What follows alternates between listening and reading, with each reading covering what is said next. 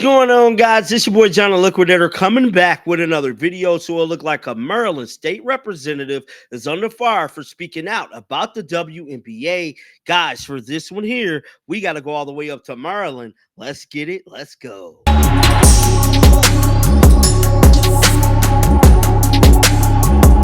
Now, we all know that the WNBA has been seen under a microscope as a recent, man, ever since this past All-Star game when they came out with these damn t-shirts that stated, pay us what you owe us. Yes. Now, I've been one of the people that's been pretty advocate about these young ladies getting proper pay. A lot of people have been having their own misopinions about this set matter, but I am here to tell you we're getting a little traction from the public and voicing their opinions about these young ladies getting the proper pay.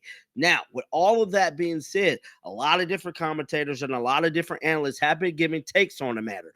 Well, it looked like we have the first congressman to speak about the whole situation, and he happens to be an Angel Reese supporter. Now, we know Angel Reese really don't get a lot of support no more. So for him to come out and speak out against this, it definitely turned some heads. Now, Dave Portnoy quickly and in a hurry, swiftly voiced his opinion to this set representative. But guys, let's head on over to X and see exactly what happened. So this is the post that has went viral.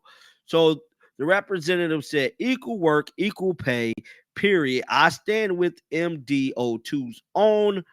I'm guessing that's Maryland O2's own Angel Reese, and every WNBA player fighting for what they've earned. Pay us what you owe us. And I can be quite frankly, he probably don't know what the hell he's talking about. He just trying to be cool. I just gotta be honest, bro. Dave Portnoy quickly and in a hurry about an hour ago said, see now, this guy is an idiot. It isn't equal work. It isn't equal pay. This moron actually hurts their argument. They don't deserve NBA money or even close, but they deserve a hell of a lot more than they make right now because the league is exploding and there is tons of cash to be made. And I have to agree with Dave Portnoy, man. I know a lot of people don't like Dave because Dave, have hot takes and stuff like that. But I have to agree with Dave. Somebody else in a comment said, yeah, CC and the other players for that matter shouldn't be getting paid less than a Valkyries mascot or Freddie Freever. The only getting mascots that maybe could be, I don't know who that is, what they mean.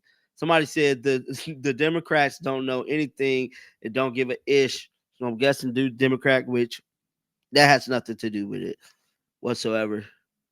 So, wow, what is this? Somebody said, Dave, you are off on this charge, getting numbers, prove it.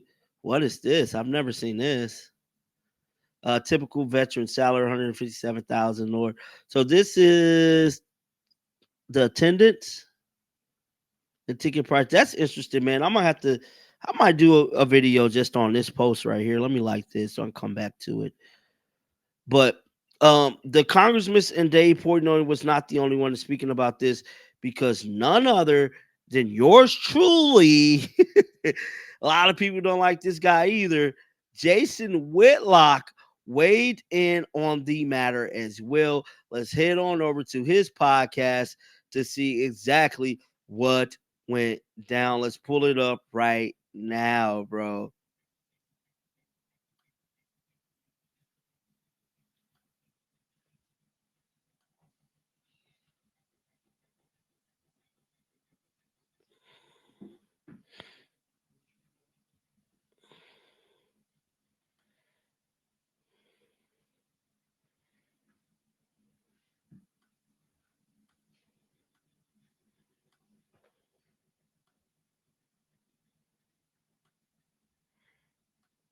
The WNBA players in their pregame warm-up came out in these T-shirts, pay us what you owe us.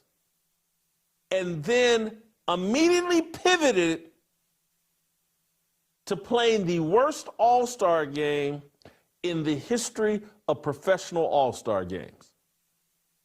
They took the court in T-shirts. Pay us what you owe us. We're underpaid. This league has lost millions of dollars, but we're underpaid. Pay us what you owe us.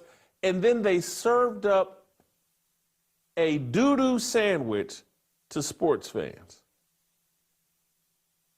Not only did they serve up a doo-doo sandwich where people were basically just walking up and down the court, no defense being played, players jacking up 3 and these imaginary 4-pointers. And I'm like, how are they doing this? Why are they doing this? It's incredible. How can you be this tone deaf, this delusional that you're going to take the court, pay us what you owe us, and then take 17, 18,000 fans inside Gainbridge Arena in Indianapolis, where your most passionate fan base of the WNBA is, the fan base that you and many of these black players have described as racist, come out in droves, support you the entire weekend. Everybody's on the record. This is the best WNBA All-Star weekend of all time. And then you serve them a doo-doo sandwich. You don't even put 10% effort out on the court. This is how little respect professional sports and professional athletes, and I'm talking about at the collegiate level and the pro level, this is how little respect they have for fans.